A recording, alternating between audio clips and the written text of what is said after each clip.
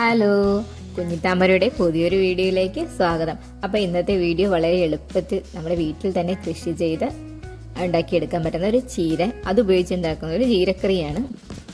നമ്മുടെ ആഹാരത്തിൽ നമുക്ക് കൃത്യമായിട്ട് ഉൾപ്പെടുത്താൻ പറ്റാത്തൊരു വിഭവം നോക്കിക്കഴിഞ്ഞാൽ നമുക്ക് ഇലക്കറികളായിരിക്കും. നമുക്ക് മറ്റെല്ലാം ഒരുവിധമൊക്കെ ഉൾപ്പെടുത്താൻ പറ്റുമെങ്കിലും ഇലക്കറികളുടെ കാര്യം വരുമ്പോഴേക്കും അത്രയ്ക്ക് നമുക്ക് അങ്ങോട്ട് പറ്റില്ല. അതിന് മെയിനായിട്ടുള്ള കാരണം ഇതിൻ്റെ ലഭ്യതക്കുറവുകൊണ്ട് തന്നെ.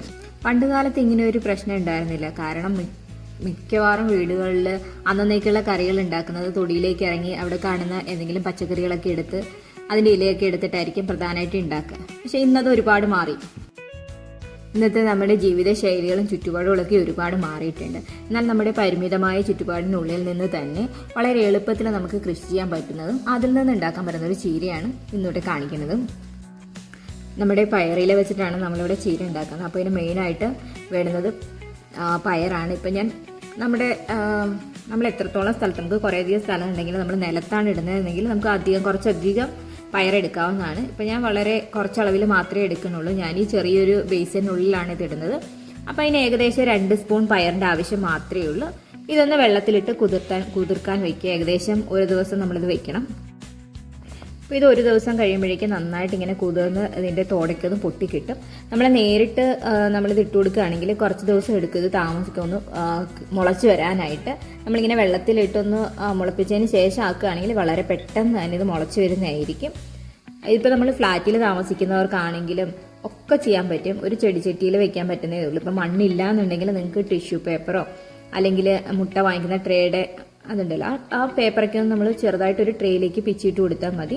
അതൊന്ന് നുള്ളിക്കീറിയിട്ട് കൊടുത്തിട്ട് അതിൽ കുറച്ച് വെള്ളം ഒഴിച്ചു കഴിഞ്ഞാൽ അത് നനഞ്ഞു വരും. അത്രയും ഇതിൻ്റെ ആവശ്യമേ ഉള്ളൂ.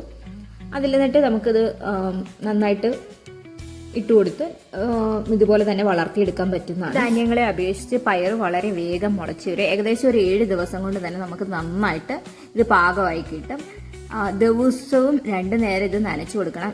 ജസ്റ്റ് ഒന്ന് വെള്ളം സ്പ്രേ ചെയ്ത് കൊടുത്താൽ മതി. ഇപ്പം ഇത് 2 ദിവസം കഴിയുമ്പോഴുള്ള വളർച്ചയാണിത്. പയറൊക്കെ നന്നായിട്ടൊന്ന് മുളച്ച് വരും.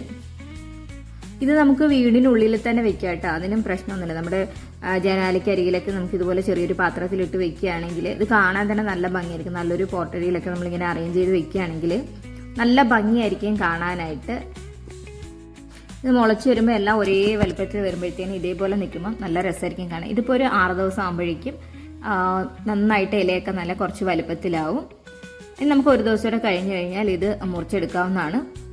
ഇപ്പോൾ ഇതിന് മുന്നേ മുതൽ നമുക്കിത് ഉപയോഗിക്കാം. നമ്മൾ കടുവൊക്കെ താളിക്കുമ്പോൾ കറികളൊക്കെ ഉണ്ടാക്കുമ്പോഴും ഉപ്പേരിയൊക്കെ ഉണ്ടാക്കുമ്പോഴും കടുവ് താളിക്കുമ്പോൾ നമ്മൾ കറിവേപ്പില ഇട്ട് കൊടുക്കുന്നതിന് ഒപ്പം ഇത് ഇട്ട് കൊടുക്കാം.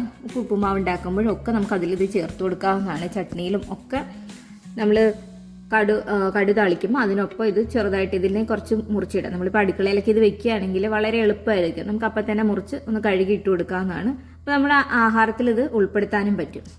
ഇപ്പം ഇതിൽ നോക്കിക്കഴിഞ്ഞാൽ മനസ്സിലാവും നമ്മുടെ ചെടിയിൽ തന്നെ ആ പയർ വിത്തൊക്കെ നിൽക്കുന്നുണ്ട്. ഈ ഒരു പരുവത്തിൽ വേണം, അത് കൊഴിഞ്ഞു പോകുന്നതിന് മുന്നേ വേണം ഇത് നമ്മൾ മുറിച്ചെടുക്കാനായിട്ട്. അപ്പോൾ നമുക്ക് 2 സ്പൂൺ പയറിൽ നിന്ന് ഏകദേശം പയറില കിട്ടും. ഇത് മതി നമുക്ക് ആവശ്യത്തിന് ഒരു ചെറിയ കറി ഉണ്ടാക്കാനായിട്ട്. ഇത് നമുക്ക് നന്നായിട്ടൊന്ന് കഴുകിയെടുക്കാം.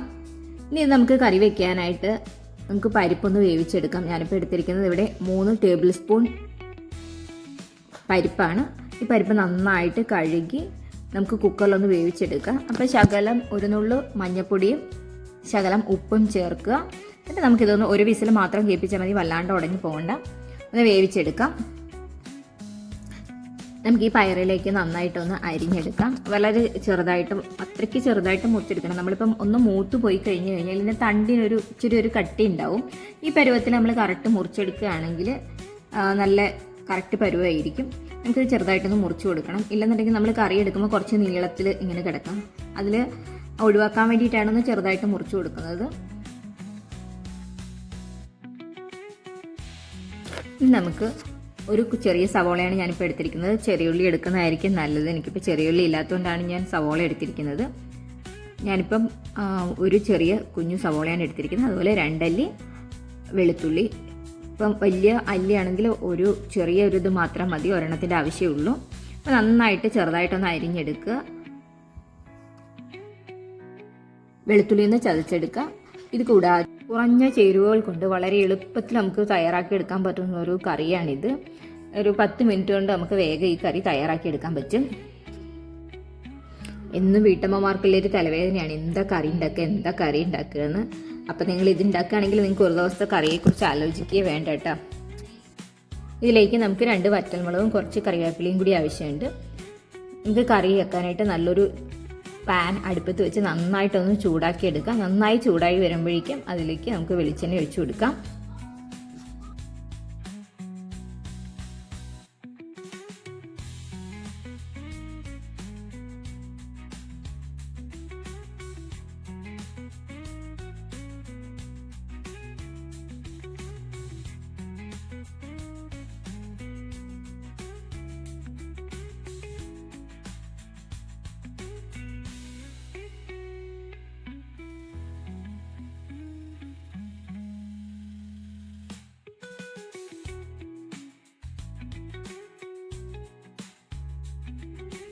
കടുക് നന്നായി പൊട്ടി കഴിയുമ്പോഴേക്കും അതിലേക്ക് നമുക്ക് അരിഞ്ഞു വെച്ചിരിക്കുന്ന സവോളയും വെളുത്തുള്ളിയും ചേർത്ത് കൊടുക്കാം.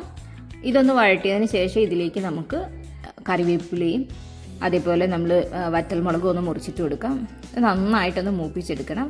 ഒരു ഗോൾഡൻ ബ്രൗൺ ഷെയ്ഡ് ആവുന്ന വരെ നന്നായിട്ടൊന്ന് മൂപ്പിക്കുക.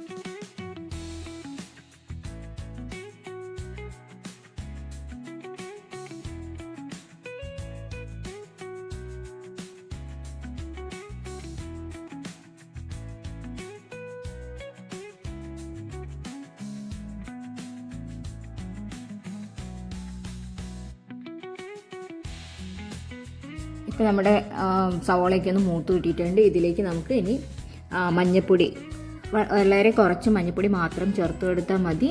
മഞ്ഞൾപ്പൊടി അധികം ചേർത്ത് കഴിഞ്ഞാൽ ഒരു ചെവ ഉണ്ടാവും ചീരക്കറിക്ക്. അപ്പോൾ നമ്മൾ അധികം മഞ്ഞൾപ്പൊടി ചേർത്ത് കൊടുക്കാൻ പാടില്ല.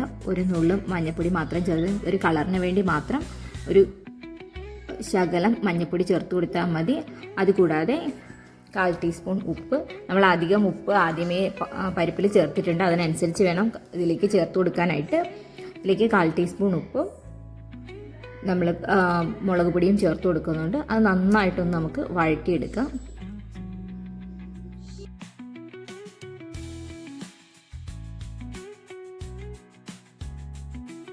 നമ്മുടെ ചീര ഇട്ടൊന്ന് വാട്ടിയെടുക്കണം. ഈ എണ്ണയിൽ കിടന്ന ഇലയൊക്കെ ഒന്ന് വാടുമ്പോഴത്തേന് അതിന് പ്രത്യേക ഒരു ടേസ്റ്റ് ഉണ്ടാവും, നല്ല സ്വാദ് കൂടാം. അപ്പോൾ ഇത് കുറച്ച് നേരം നിൽക്കുക. അതിൻ്റെ തണ്ട് പെട്ടെന്ന് തന്നെ ഇത് വാടും. തണ്ട് വാടാൻ മാത്രമേ കുറച്ച് നേരം എടുക്കുകയുള്ളൂ. ഒന്ന് വാട്ടിയതിന് ശേഷം മാത്രം ഇതിലേക്ക് നമ്മുടെ പരിപ്പ് ഒഴിച്ചു കൊടുക്കുക. നമ്മൾ പരിപ്പ് ആദ്യമേ വേവിച്ച് വെച്ചേക്കുന്നത് ഒഴിച്ചു കൊടുക്കുക. നല്ല കുറച്ച് തിക്കിലായിട്ട് ഉണ്ടാക്കുന്നതായിരിക്കും, വല്ലാണ്ട് കട്ടി കൂട്ടി വെക്കേണ്ട ആവശ്യമില്ല. ഇത് കറി തണുത്ത് വരുമ്പോഴേക്കും ഒന്ന് കട്ടിയാവും. അപ്പോൾ നമ്മൾ കുറച്ചതിനനുസരിച്ച് കുറച്ച് ചേർത്ത് കൊടുക്കുക. ഇനി പരിപ്പ് ചേർത്തതിന് ശേഷം നന്നായിട്ടൊന്ന് തിളപ്പിച്ചെടുക്കണം. നന്നായിട്ടൊന്ന് തിളച്ച് കുമ്പളകൾ പുറത്ത് വരുന്ന വരെ നമുക്കിതൊന്ന് വെച്ച് കൊടുക്കാം.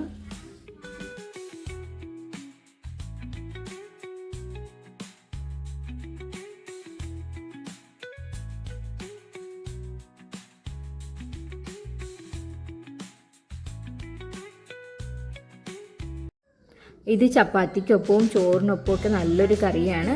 വളരെ ടേസ്റ്റിയും അതേപോലെ തന്നെ വളരെ ഹെൽത്തി ആയിട്ടുള്ളൊരു കറിയാണ്. അപ്പം എല്ലാവരും ഇതേ രീതിയിൽ തയ്യാറാക്കി നോക്കണം. എന്നിട്ട് അഭിപ്രായം കമൻറ്റിൽ രേഖപ്പെടുത്താൻ മറക്കില്ല. നിങ്ങൾ ഹെൽത്തി റെസിപ്പീസ് ഫോളോ ചെയ്യാൻ ആഗ്രഹിക്കുന്നുണ്ടെങ്കിൽ നിങ്ങൾക്ക് എൻ്റെ പ്ലേലിസ്റ്റിലുള്ള ഹെൽത്തി റെസിപ്പീസ് വീഡിയോസ് കണ്ടു നോക്കാം. ഇതേപോലുള്ള ഹെൽത്തി റെസിപ്പീസ് ഞാൻ എൻ്റെ ചാനലിൽ അപ്ലോഡ് ചെയ്യുന്നതാണ്. മിസ്സാകാതിരിക്കാൻ സബ്സ്ക്രൈബ് ചെയ്തോളൂ. മറ്റൊരു വീഡിയോയുമായിട്ട് വീണ്ടും കാണാം.